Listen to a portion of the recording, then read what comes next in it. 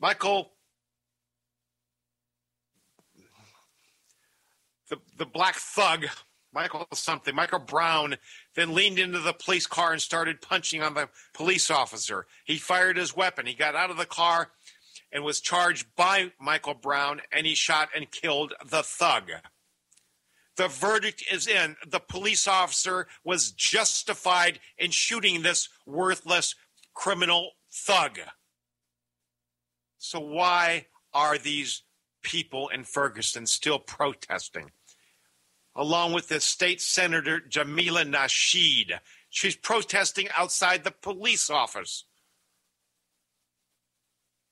Not only that, this senator that sponsored several bills, anti-gun bills, was carrying a loaded 9mm handgun and extra rounds of ammunition.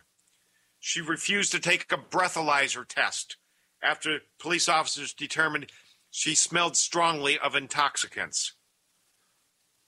She claimed on Tuesday that she wasn't intoxicated at the time of her arrest and emphasized that she is legal to carry a weapon, but she didn't produce that to the police officers, so that is highly suspect, the police officers report. On Tuesday morning, Nasheed said it was a symbolic arrest. I came to get arrested. I came to get arrested as public disobedience.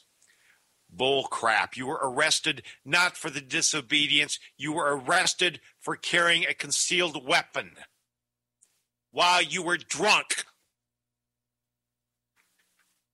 Weapons charges have been filed. The city is looking at whether to file intoxication charges, and by God, they better, because she wants the law to do the right thing. And if you or I refuse to take a breathalyzer test, we are automatically considered drunk. If you refuse, you are guilty. And if she gets special treatment, then I'm going to Ferguson and I'm going to protest. It's absolutely insane. You submit several bills to take our guns away, and you think because you're in the Senate, you're better, and the laws don't apply to you?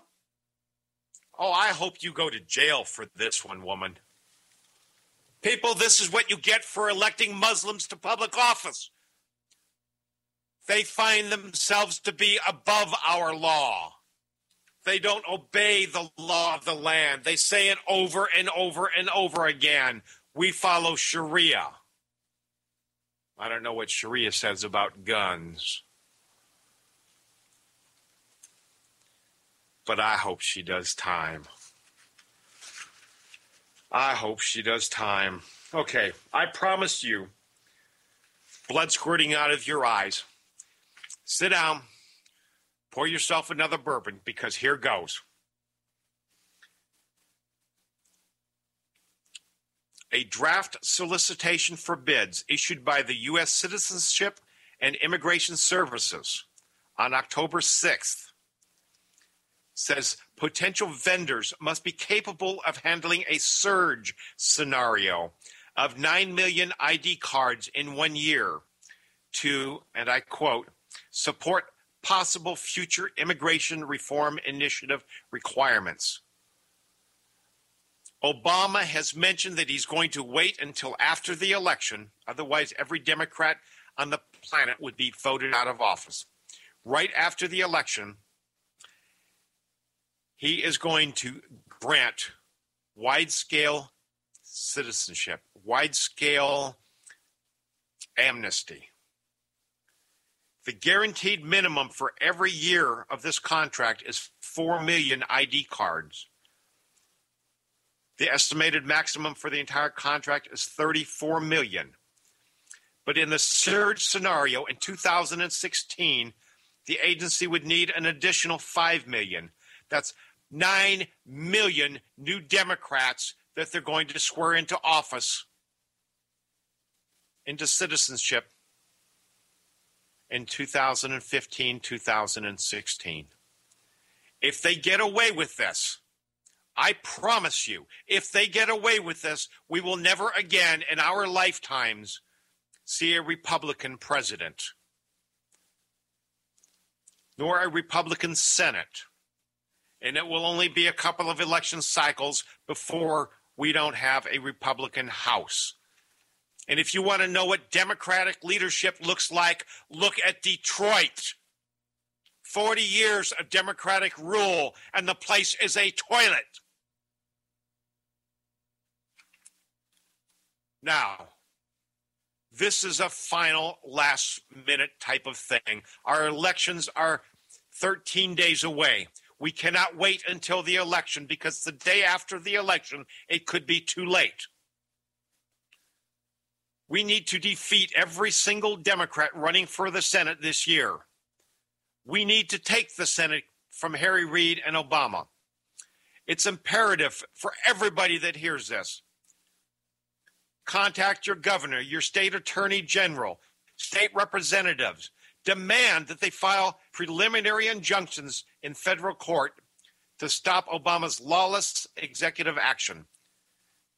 If even one court freezes the plan, it may be enough to stop it before 2016. But if we don't stop it, America as you know it and as I know it is over. And if you're a liberal, if you're a Democrat listening to this, but a Democrat in the traditional sense, not in the give everybody everything. If you want America to be America of legal citizens, it's imperative that we stop this before next Tuesday. Even Democrats need to stop this.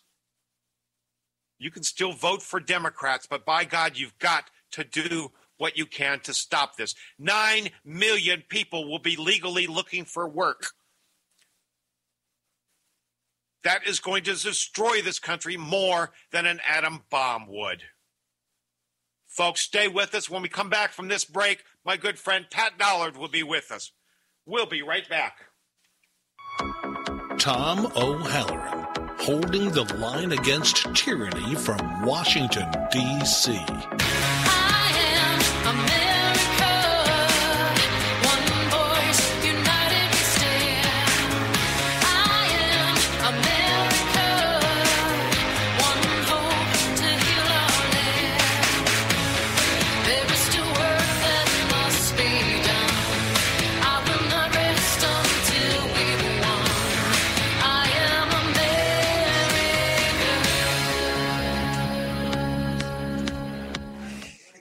Welcome back. This is the fastest hour in radio. This is the Wednesday night edition of Patriot Radio. I'm your host, Tom O'Halloran. I'd like to thank everybody that's in the chat room, my usual gang. It's Brian and Ron. These guys are awesome. If you want a radio show unparalleled, you've got to go to Patriot-Radio-Show.com. Click on radio shows I like at the very top of the center column. You'll see Halls of Valhalla right there near the top of the list. And the B&R show, I'm not there right now, and I'm forgetting the actual name of it. But the B&R show, Sunday nights at 8 o'clock. These guys rock. They've always got guest hosts. They've got guests calling in. It's a great, great show. I love it. Quincy, I thank you again for coming in. Veronica, my editor, fabulous job as always. Special treat, folks. A few weeks ago, my good friend Pat Dollard called in. We talked about what was going on in the news, and the show rocked. Everybody liked it. Everybody wanted him to come back. Not me so much, but he did anyway. Pat, are you on the line, brother? Yes, I am, Tom. How are you doing? Hey, doing real well. You? I'm doing pretty good, man. Good. Did you hear my last segment? I heard a little bit of it. I actually was just getting some stuff out on Twitter, as everybody saw. 9 million new illegals being amnestied and made residents and citizens and Democrats. That can't upset the balance of America, could it? No, I don't think it'll change anything, especially on voting at all. I don't think it's going to change the country to a one-party system. And that's if we're lucky, and it really is only 9 million. I mean, this, we're hearing numbers up as high as 31 million. Well, 9 million is for the first year. Oh, 9 million. That's okay. And then 4 million a year after that. Okay. I was on the road. Was there a leak today? Was there a story that identified that specific 9 million figure? I'm just curious. Yes, yeah. I was on the road today, so I missed. It was a terrible day to miss the news, but I missed a lot of the news today. After the shoot, I caught the shooting when it first went down this morning, and then I've been on the road for like 8 hours, so I just kind of. Yeah, what got leaked was a request for bids for people that would make these ID cards. Okay, and the bid number, the request was topped at 9 million. The request was for a multi-year for 34 million. Right. Okay. It would be so 9 million first year is what they're 9 million. Look, I think Ann Coulter has said this. A lot of people say this. It's a very serious issue. You cannot. These people are going to vote Democrat. That's what they do. All right. Studies have shown. The polls have been taken. They've spoken to these people. They believe in socialism. They believe in Marxism. They're not going to be voting for the Republican Party. They don't have money. They're being told we're going to hand you free money, free stuff. They're going to vote Democratic. You cannot flood. The spread in the last election was 4 million votes. A lot of those were already fraudulent, but that's a whole other story. So you can't add another 9, 10, 15 million votes when you know at least 70% of them are going to be Democrat, and have the Republican Party win a presidential election ever again. I mean, it's over. That's what this was about. I mean, people, that's what invading countries is all about. You send your people into it to take it over. That's what happened. Just because guns were not being fired does not mean that this country was not invaded by people who don't want this country to be what it was. And that's what has happened. We have brought people in here who will support a revolutionary movement to change this country into essentially the opposite of what it is. That's what the left has been after, and that's what they've done. And people are so timid that just because the left says, "Oh no, these are just nice people," they're trying to completely change the face of this country by bringing these people in. And they say, no, they're just nice maids. How can you be against a nice maid? So they don't make the conversation about that. They make the conversation about, are you going to be nice to some poor maid who needs a better place to live? And that's not what the conversation is about. And it's, like everything else he's done, it's not a surprise. No, it's not a surprise. I mean, we've been told from day one that his plan was to fundamentally change America. And 9 million in an economy where something like 30 million people are out of work, 9 million more out in the workplace, and these people will all be issued work cards right away. Yeah, so they'll all be issued work cards, and they're going to come in and they're going to work for a lot less than a lot of Americans are working for. So you either... And they will be voting. So many of them here are already voting. I mean, look, we all have the small circle of friends around us. It's like, the 5 or 6 people that we're closest to, maybe about 4. Now, in my circle, the 4 closest people to me, two of the 4 of us had our votes canceled out by illegal aliens in this last election. Now, so even though I can only identify 2 that I know of for sure personally, the fact that we're looking at a sort of representative sample, which is what everybody has, a circle of friends. So if in one, just one of those, just one random sampling of that, which is my circle of friends, when 50% of them, for absolute certain, have had their votes canceled out by illegal aliens who were voting, who weren't supposed to be voting, that means that that's being replicated throughout the country. Absolutely. You know what I mean? It's too random that me and this other friend of mine both had illegal aliens standing in front of us in line to vote in the 2012 election, as myself and this other woman did. The officials obviously did nothing about it, but I know for a fact that those 2 illegal aliens canceled out my Republican vote and her Republican vote. Yep. Okay, so we know that's being replicated throughout the country. Now, in the argument, this is why I get, that fact of our votes being canceled like that is what, one of the things that really pisses me off about this whole argument about voter ID is what we're told by the other side that, you're trying to deny people the right to vote if you ask for ID.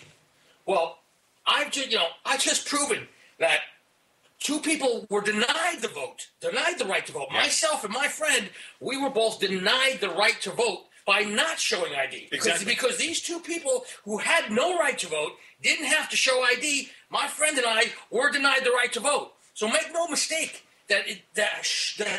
not having to show voter ID, what that is all about is to deny the right to vote to people